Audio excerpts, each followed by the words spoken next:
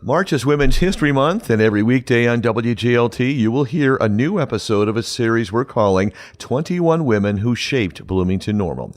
You may have already heard the first episode today about Eva Jones. She was the first black person to serve on the District 87 School Board and the Bloomington City Council. And that's just the first line of her remarkable resume.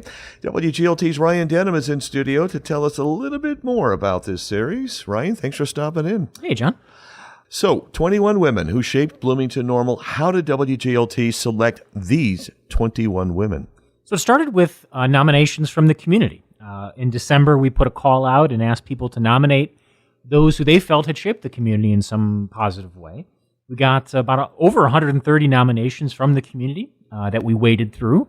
Our newsroom got together and had a very lengthy meeting one day to talk about, try to whittle that list down to the final 21.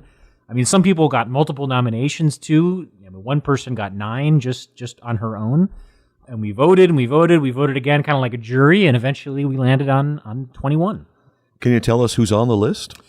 I can't. It's a secret. But you can follow along the series over the course of the month. We'll release one new story, one new name every day. It is a mix of political figures, educators, judges, community advocates, artists, coaches. Some of these people have passed away. They're older historical figures. Others are still very active in the community.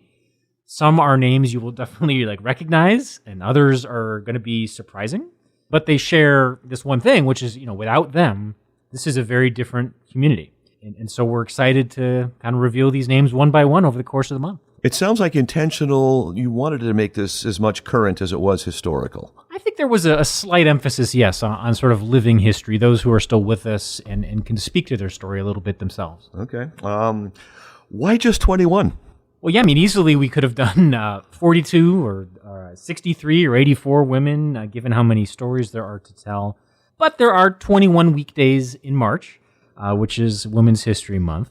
On the weekends, we're going to do something a little different. We're going to be featuring a bunch of these stories throughout each weekend day, so new audiences can hear them.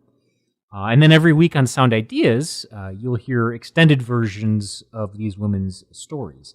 But given all that, 21 people, that means a lot of really deserving figures were left off the list.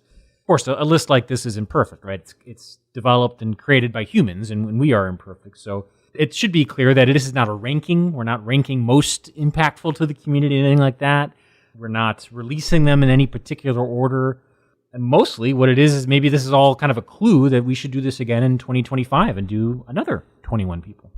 Well, obviously, it's Women's History Month in March, which is a good tie-in to do this. But if I'm reading you right, there's a little bit more behind this than it's, quote, Women's History Month.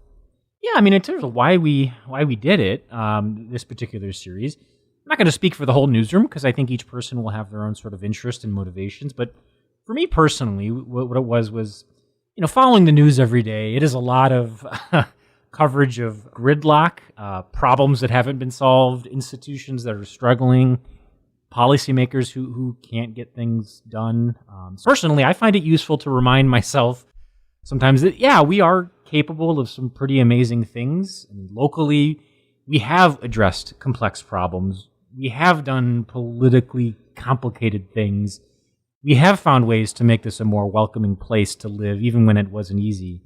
And these are the women that did those things. Of course, we could do a series like this about many groups that are underrepresented in the media. And in the future, we will. But again, you got to start somewhere. And this is where we started. That's WGLT Digital Content Director Ryan Denham, who, along with the rest of the WGLT Newsroom, is working on this new WGLT series called 21 Women Who Shaped Bloomington-Normal. Ryan, thanks for coming in on Sound Ideas today. Sure thing, John. And you can follow the series at WGLT.org/21women. And a special thanks to our partners at the McLean County Museum of History. That's for their help with the series. Museum staff provided many nominations and multimedia like archival audio and photos.